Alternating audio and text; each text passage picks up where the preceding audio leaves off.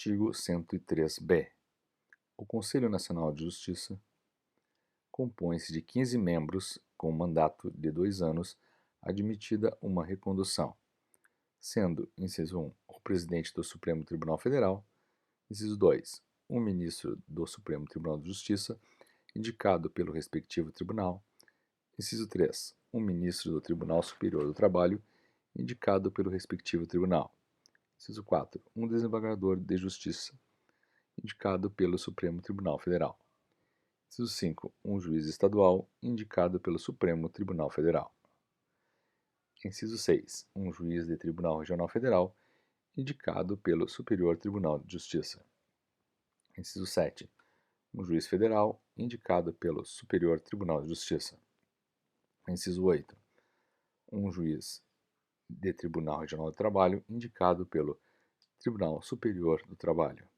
Inciso 9. Um juiz do trabalho, indicado pelo Tribunal Superior do Trabalho. Inciso 10. Um membro do Ministério Público da União, indicado pelo Procurador-Geral da República. Inciso 11. Um membro do Ministério Público Estadual, escolhido pelo Procurador-Geral da República, dentre os nomes indicados pelo órgão competente de cada instituição estadual. Inciso 12. 2 advogados indicados pelo Conselho Federal da Ordem dos Advogados do Brasil. Inciso 13. 2 cidadãos de notável saber jurídico e reputação ilibada, indicados, um pela Câmara dos Deputados e outro pelo Senado Federal. Parágrafo 1º. O Conselho será presidido pelo Presidente do Supremo Tribunal Federal e, nas suas ausências e impedimentos, pelo Vice-Presidente do Supremo Tribunal Federal. Parágrafo 2º. Os demais membros do Conselho serão nomeados pelo Presidente da República depois de aprovada a escolha pela maioria absoluta do Senado Federal. Parágrafo 3º. Não efetuadas no prazo legal as indicações previstas neste artigo, caberá a escolha ao Supremo Tribunal Federal. Parágrafo 4º. Compete ao Conselho o controle da atuação administrativa e financeira do Poder Judiciário e do cumprimento dos deveres funcionais dos juízes, cabendo-lhe, além de outras atribuições que lhe forem conferidas pelo Estatuto da Magistratura. Inciso 1º. Zelar pela autonomia do Poder Judiciário e pelo cumprimento do Estatuto da Magistratura, podendo expedir atos regulamentares no âmbito de sua competência ou recomendar providências. Inciso 2. Zelar pela observância do artigo 37 e apreciar de ofício ou mediante provocação a legalidade dos atos administrativos praticados por membros ou órgãos do Poder Judiciário, podendo desconstituí-los, revê-los ou fixar prazo, para que se adotem as providências necessárias ao exato cumprimento da lei, sem prejuízo da competência do Tribunal de Contas da União. Inciso 3. Receber e conhecer das reclamações contra membros ou órgãos do Poder Judiciário, inclusive contra seus serviços auxiliares, serventias e órgãos prestadores de serviços notariais e de registro, que atuem por delegação do poder público ou oficializados sem prejuízo da competência disciplinar e correicional dos tribunais, podendo avocar processos disciplinares em curso, determinar a remoção ou a disponibilidade e aplicar outras sanções administrativas, assegurada ampla defesa. Inciso 4. Representar ao Ministério Público no caso de crime contra a administração pública ou de abuso de autoridade. Inciso 5. Rever de ofício ou mediante provocação os processos disciplinares de juízes e membros de tribunais julgados há menos de um ano. Inciso 6. Elaborar semestralmente relatório estatístico sobre processos e sentenças prolatadas por unidade da Federação nos diferentes órgãos do Poder Judiciário. Inciso 7. Elaborar relatório anual propondo as providências que julgar necessárias sobre a situação do Poder Judiciário no país e as atividades do Conselho, o qual deve integrar mensagem do Presidente do Supremo Tribunal Federal a ser remetida ao Congresso Nacional por ocasião da abertura da sessão legislativa.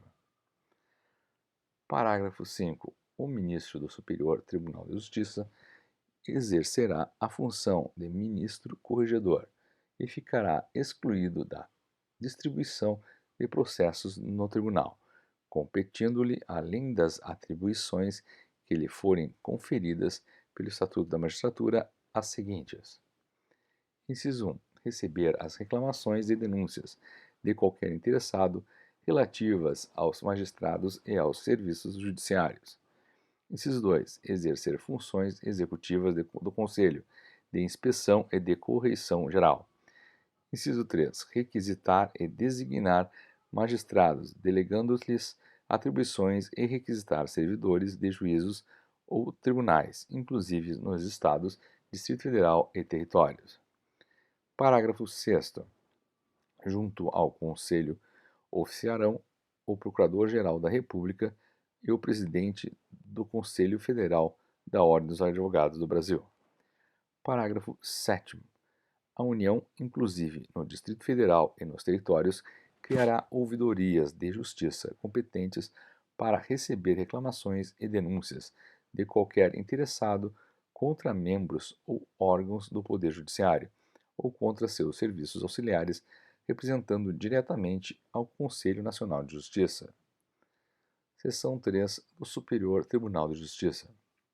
Artigo 104. O Superior Tribunal de Justiça compõe-se de, no mínimo, 33 ministros. Parágrafo único. Os ministros do Superior Tribunal de Justiça serão nomeados pelo Presidente da República dentre brasileiros com mais de 35 e menos de 65 anos, de tão notável saber jurídico e reputação ilibada, depois de aprovada a escolha pela maioria absoluta do Senado Federal, sendo: Inciso 1. Um terço dentre juízes dos tribunais regionais federais e um terço dentre desembargadores dos tribunais de justiça, indicados em lista tríplice elaborada pelo próprio tribunal. Inciso 2. Um terço em partes iguais dentre advogados e membros do Ministério Público Federal, estadual ou distrital e territórios, alternadamente indicados na forma do artigo 94. Artigo 105. Compete ao Superior Tribunal de Justiça: Inciso 1. Processar e julgar, originariamente, a linha A, nos crimes comuns, os governadores dos Estados e do Distrito Federal, e nos de responsabilidade, e os desembargadores dos Tribunais de Justiça dos Estados e do Distrito Federal, os membros dos Tribunais de Conta dos Estados e do Distrito Federal, os dos Tribunais Regionais Federais, dos Tribunais Regionais Eleitorais e do Trabalho, os membros dos Conselhos dos Tribunais de Contas dos Municípios e os do Ministério Público da União que oficiem perante tribunais. A linha B. Os mandatos de segurança e os habeas data, contra ato de ministro de Estado, dos comandantes da Marinha, do Exército e da Aeronáutica ou do próprio tribunal. A linha C. Os habeas corpus, quando o coator ou paciente for qualquer das pessoas mencionadas na linha A, ou quando o coator for tribunal sujeito à sua jurisdição, ministro de Estado ou comandante da Marinha, do Exército e da Aeronáutica, ressalvada a competência da Justiça Eleitoral. A linha D. Os conflitos de competência entre quaisquer tribunais, ressalvado o disposto no artigo 102, inciso 1, a linha O, bem como entre tribunal e juízes, a ele não vinculados, e entre juízes vinculados a tribunais diversos. A linha E. As revisões criminais e as ações rescisórias de seus julgados. A linha F. A reclamação para a preservação de sua competência e garantia da autoridade de suas decisões. A linha G. Os conflitos de atribuições entre autoridades administrativas e judiciárias da União, ou entre autoridades judiciárias de um Estado e administrativas de outro, ou do Distrito Federal, ou entre as deste e da União. A linha H. O mandado de injunção, quando a elaboração da norma regulamentadora for atribuição de órgão, entidade ou autoridade federal, da administração direta ou indireta, excetuados os casos de competência do Supremo Tribunal Federal. e dos órgãos da Justiça Militar, da Justiça Eleitoral e da Justiça do Trabalho e da Justiça Federal. A linha I. A homologação de sentenças estrangeiras e a concessão de exequatur às cartas rogatórias. Inciso 2. Julgar em recurso ordinário. A linha A. Os habeas corpus decididos em única ou última instância pelos tribunais regionais federais ou pelos tribunais dos estados e do Distrito Federal e territórios, quando a decisão for denegatória. A linha B. Os mandatos de segurança decididos em única instância pelos tribunais regionais federais ou pelos tribunais dos estados, do Distrito Federal e territórios, quando denegatória a decisão. A linha C. As causas em que forem partes Estado estrangeiro ou organismo internacional de um lado e de outro, município ou pessoa residente ou domiciliada no país. Inciso 3. Julgar em recurso especial as causas decididas em única ou última instância pelos tribunais regionais federais ou pelos tribunais dos estados e do Distrito Federal e territórios, quando a decisão recorrida, a linha A, contrariar o tratado ou lei federal ou denegar-lhes vigência. A linha B, julgar válido ato do governo local contestado em face de lei federal. A linha C, der à lei federal interpretação divergente da que lhe haja atribuído outro tribunal. Parágrafo único. Funcionarão junto ao Superior Tribunal de Justiça. Inciso 1. A Escola Nacional de Formação e Aperfeiçoamento de Magistrados, cabendo-lhe, dentre outras funções, regular os cursos oficiais para ingresso e promoção na carreira. Inciso 2. O Conselho da Justiça Federal, cabendo-lhe exercer, na forma da lei, a supervisão administrativa e orçamentária da Justiça Federal, de primeiro e segundo graus, como órgão central do sistema, com poderes correcionais, cujas decisões terão caráter vinculante. Seção 4. Dos Tribunais Regionais Federais e dos Juízes Federais. Artigo 106. São órgãos da Justiça Federal. Inciso 1. Os Tribunais Regionais Federais. Inciso 2. Os Juízes Federais. Artigo 107. Os Tribunais Regionais Federais compõem-se de, no mínimo, 7 juízes, recrutados, quando possível, na respectiva região e nomeados pelo Presidente da República dentre brasileiros com mais de 30 e menos de 65 anos, sendo, inciso 1, um quinto dentre advogados com mais de 10 anos de efetiva atividade profissional e membros do Ministério Público com mais de 10 anos de carreira. Inciso 2. Os demais mediante promoção de juízes federais com mais de 5 anos de exercício por antiguidade e merecimento alternadamente. Parágrafo 1º. A lei disciplinará a remoção ou a permuta de juízes dos tribunais regionais federais e determinará sua jurisdição e sede. Parágrafo 2º. Os tribunais regionais federais instalarão a justiça itinerante com a realização de audiências e demais funções da atividade jurisdicional, nos limites territoriais da respectiva jurisdição, servindo-se de equipamentos públicos e comunitários. Parágrafo 3º. Os tribunais regionais federais poderão funcionar descentralizadamente, constituindo câmaras regionais, a fim de assegurar o pleno acesso do jurisdicionado à justiça em todas as fases do processo. Artigo 108. Compete aos tribunais regionais federais, inciso 1, processar e julgar originariamente, a linha A, os juízes federais da área de sua jurisdição, incluindo os da Justiça Militar e da Justiça do Trabalho, nos crimes comuns e de responsabilidade, e os membros do Ministério Público da União, ressalvada a competência da Justiça Eleitoral. A linha B. As revisões criminais e as ações rescisórias de julgados seus ou dos juízes federais da região. A linha C. Os mandatos de segurança e os habeas data, contra ato do próprio tribunal ou de juiz federal. A linha D. Os habeas corpus sob autoridade, quando a autoridade coautora for juiz federal. A linha E. Os conflitos de competência entre juízes federais vinculados ao tribunal. Inciso 2. Julgar, em grau de recurso, as causas decididas pelos juízes federais e pelos juízes estaduais, no exercício da competência federal da área de sua jurisdição. Artigo 109. Aos juízes federais compete processar e julgar. Inciso 1. As causas em que a União, entidade autárquica ou empresa pública federal forem interessadas na condição de autoras, rés, assistentes ou oponentes, exceto as de falência, as de acidentes de trabalho e as sujeitas à Justiça Eleitoral e à Justiça do Trabalho. Inciso 2. As causas entre Estado estrangeiro ou organismo internacional e município, ou pessoa domiciliada ou residente no país. Inciso 3. As causas fundadas em tratado ou contrato da União com Estado estrangeiro ou organismo internacional. Inciso 4. Os crimes políticos e as infrações penais praticadas em detrimento de bens, serviços ou interesse da União ou de suas entidades autárquicas ou empresas públicas, excluídas as contravenções e salvada a competência da Justiça Militar e da Justiça Eleitoral.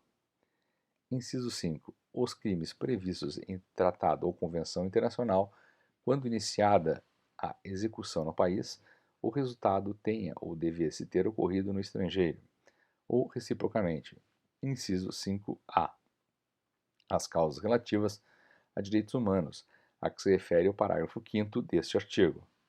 Inciso 6. Os crimes contra a organização do trabalho e, nos casos determinados por lei, contra o sistema financeiro e a ordem econômica financeira. Inciso 7.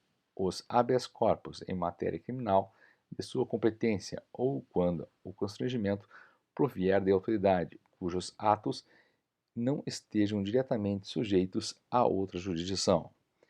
Inciso 8. Os mandados de segurança e os habeas data contra ato de autoridade federal, excetuados os casos de competência dos tribunais federais.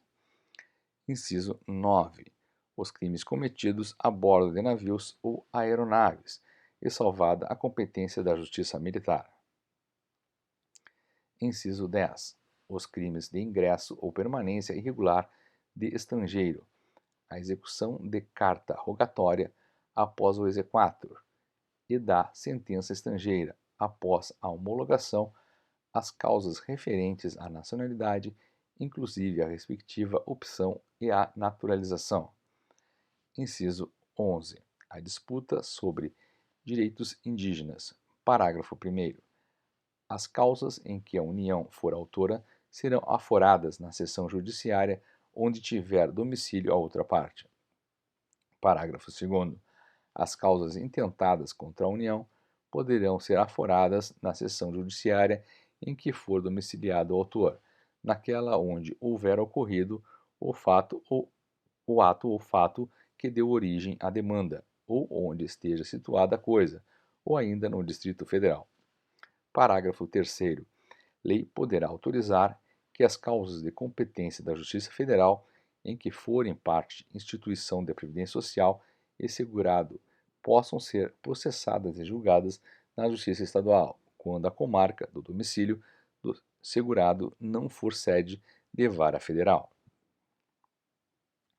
Parágrafo 4º. Na hipótese do parágrafo anterior, o recurso cabível será sempre para o Tribunal Regional Federal, na área de jurisdição do juiz de primeiro grau. Parágrafo 5º. Nas hipóteses de grave violação de direitos humanos, o Procurador-Geral da República, com finalidade de assegurar o cumprimento das obrigações decorrentes de tratados internacionais de direitos humanos, dos quais o Brasil seja parte, poderá suscitar perante o Superior Tribunal de Justiça, em qualquer fase do inquérito ou processo, incidente de deslocamento de competência para a Justiça Federal. Artigo 110. Cada Estado, bem como o Distrito Federal, constituirá uma seção judiciária, que terá por sede a respectiva capital e varas localizadas segundo o estabelecimento em lei. Parágrafo único. Nos territórios federais, a jurisdição e as atribuições cometidas aos juízes federais caberão aos juízes da Justiça Local na forma da lei.